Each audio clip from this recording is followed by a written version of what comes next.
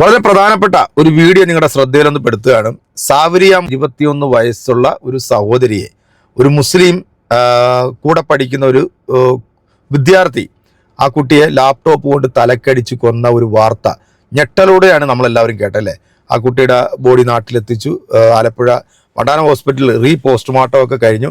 ഇനി അതിൻ്റെ റിപ്പോർട്ടൊക്കെ പുറത്തു വരേണ്ടിയിരിക്കുന്നു. ആ കുട്ടിയുടെ ബന്ധുക്കൾ പറഞ്ഞത് അത് മതപരിവർത്തനം നടത്താൻ വേണ്ടി ഈ പെൺകുട്ടിയെ സ്വാധീനിച്ചു. അതിന് ആ പെൺകുട്ടി തയ്യാറായില്ല. അതിൻ്റെ പേരിലാണ് ഈ പെൺകുട്ടിയെ ക്രൂരമായ രീതിയിൽ കൊലപ്പെടുത്തിയെന്നാണ് പറയുന്നത്. എന്തായാലും പെടുത്തിയെന്ന് പറയുന്ന ആ പ്രതി എന്ന് പറയുന്ന ഒരു കാരണവശാലും അവനിനി പുറം ലോകം കാണാൻ പാടില്ല എന്നുള്ളതാണ് എൻ്റെ ഒരു ടേക്ക്. പക്ഷേ നമ്മുടെ നാട്ടിലുണ്ടല്ലോ TV എന്ന് പറയുന്ന ഒരു സാധനം, ഇത് എത്രയും വേഗം നമ്മുടെ യോഗിയുടെ ബുൾഡോസർ രാജ് ഉപയോഗിച്ച് ഇടിച്ചു പൊളിച്ച് കളഞ്ഞില്ല എന്നുണ്ടെങ്കിൽ ഈ നായ്ക്കൾ ഈ സെപ്റ്റി ടാങ്കിൽ ഇരുന്നുകൊണ്ട് ഇവിടുത്തെ സമുദായത്തെ തമ്മി തല്ലിപ്പിക്കും. അത്തരത്തിലുള്ള ക്ഷുദ്ര പ്രവർത്തികളാണ് ഈ വൃത്തികെട്ട ഊളകൾ ഈ ചാനലിനകത്ത് നടത്തിക്കൊണ്ടിരിക്കുന്നത്. എന്തായാലും ഇവന്മാർ ചാനലിൽ വരാത്ത ഒരു വാർത്ത എൻ്റെ പ്രിയപ്പെട്ട പ്രേക്ഷകരെ ഇതൊന്ന് കേട്ടതിന് ശേഷം നിങ്ങൾ അത് സ്കിപ്പ് ചെയ്ത് പോരുത്. ആദ്യം മലൻ TVയിലെ കീടാണുക്കൾ ഇരുന്ന് പറയുന്നതെന്ന് കേട്ടു നോക്കൂ.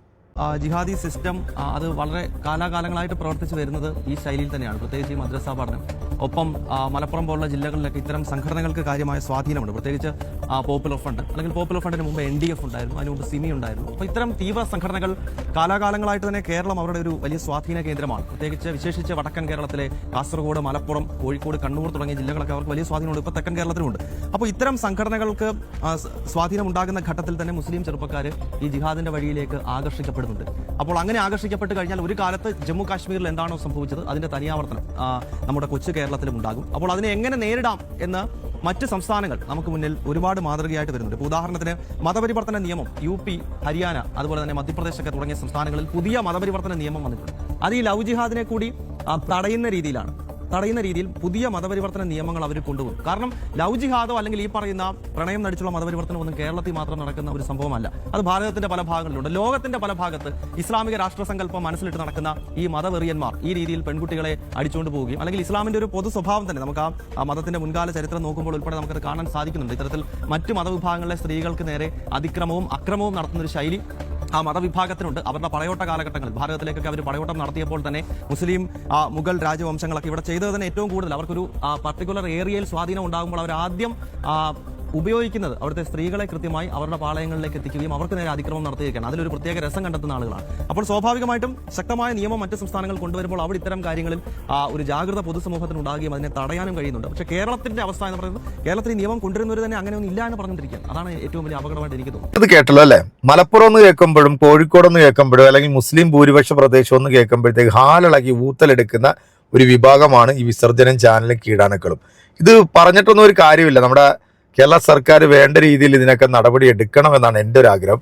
ഈ വേട്ടാവളിയന്മാർ ചർച്ച ചെയ്യാത്ത മറ്റൊരു വാർത്ത, ഞെട്ടിക്കുന്ന ഒരു വാർത്ത, ഇവിടുത്തെ മറ്റു മുഖ്യധാരാ മാധ്യമങ്ങളെല്ലാം ആ വാർത്ത വലിയ രീതിയിൽ തന്നെ റിപ്പോർട്ട് ചെയ്തിട്ടുണ്ട്. ഇന്ത്യയിൽ നടന്നിട്ടുള്ള ഒരു സംഭവമാണ്. അതും കൂടെ ഒന്ന് കേട്ടു വയ്ക്കും. അവധി ദിനങ്ങളാണ്.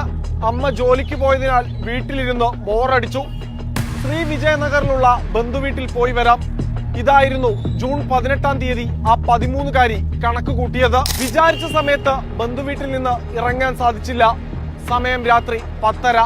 ഈ സമയത്താണ് ഇതുപോലെ ഒരു റിക്ഷയുമായി ബാബുറാം അങ്ങോട്ടേക്ക് എത്തുന്നത്. പെൺകുട്ടിയെ കണ്ട ബാബുറാം വാഹനം നിർത്തി. എങ്ങോട്ടാണെന്ന് ചോദിച്ചു. വീട്ടിലേക്കാണ് പോകേണ്ടതെന്ന് പെൺകുട്ടിയുടെ മറുപടി. കൊണ്ടാക്കാമെന്ന് പറഞ്ഞ ബാബുറാം പിന്നീട് പെൺകുട്ടിയെ കൊണ്ടുപോയത് വീട്ടിലേക്കായിരുന്നില്ല, മറിച്ച് ഹോട്ടലിലേക്കായിരുന്നു. മകളെ കാണാതായി 4 ദിവസത്തിന് ശേഷമാണ് പരാതിയുമായി അമ്മ റോക്കോ പോലീസിനെ സമീപിക്കുന്നത്.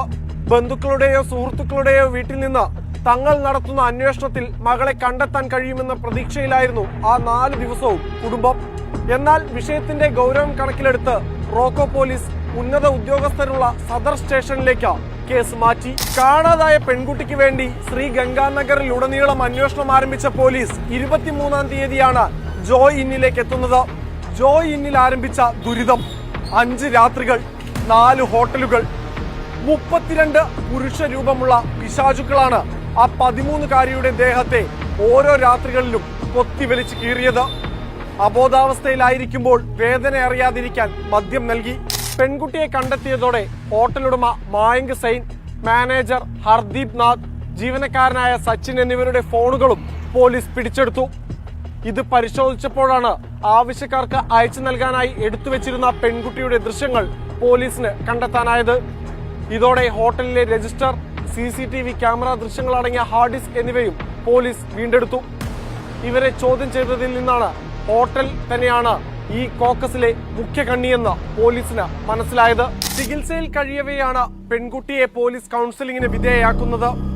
30-ലേറെ പേർ തന്നെ പീഡിപ്പിച്ചിട്ടുണ്ട് എന്ന് പെൺകുട്ടി മൊഴി നൽകുന്നതും അവിടെയാണ്. ക്രൂരമായ പീഡനത്തിന്റെ വ്യാപ്തി പോലീസിന് വ്യക്തമായതോടെ പ്രത്യേക അന്വേഷണത്തിന് തന്നെ ഒരു സംഘത്തെ നിയോഗിച്ചു. അന്വേഷണം ആരംഭിച്ച സംഘം ഹോട്ടൽ ജീവനക്കാരെ ചോദ്യം ചെയ്തു. ഇവരാണ് പെൺകുട്ടിയെ പീഡിപ്പിച്ച ബാക്കിയുള്ള പ്രതികളുടെ എല്ലാം പേരുകൾ പോലീസിനോട് ഏറ്റുപറഞ്ഞത്.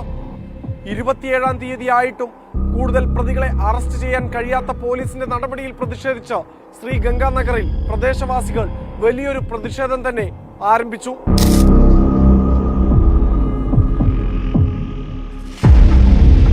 പ്രതിഷേധം അണപൊട്ടിയതോടെ ജൂലൈ 1-ന് സൂര്യനു മുമ്പ് ശ്രീഗംഗാനഗറിനെ തേടിയെത്തിയത് ബുൾഡോസറുകളായിരുന്നു. Hotel Sapphire, hotel Dream, hotel Joy Inn എന്നിവ മണിക്കൂറുകൾ കൊണ്ട് മൺകൂമ്പാരമായി മാറി.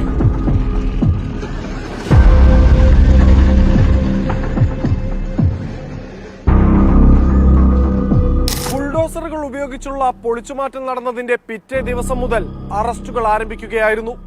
പിടിയിലായ ഹോട്ടൽ ജീവനക്കാർ നൽകിയ മൊഴിയുടെ അടിസ്ഥാനത്തിൽ 18 പേരെ പിടികൂടാൻ പോലീസിനും പ്രത്യേക അന്വേഷണ സംഘത്തിനും സാധിച്ചു.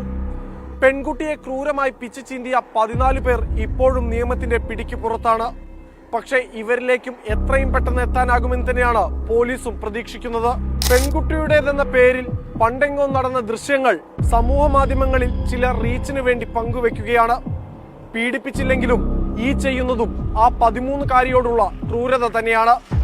ടീം മാതൃഭൂമി ന്യൂസിനോടൊപ്പം വിഷ്ണുപ്രസാദ്, ഡൽഹി.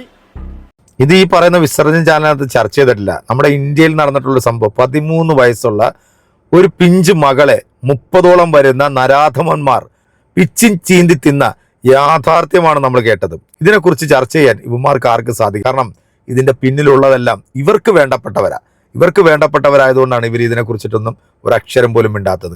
30 പേരിൽ ഏതെങ്കിലും ഒരു മുസ്ലിം നാമധാരി ഉണ്ടായിരുന്നെങ്കിൽ ഇവന്മാർ ഇന്ന് ഇവിടെ കിടന്നുണ്ടും മെഴുകി മറിഞ്ഞാനായിരുന്നു.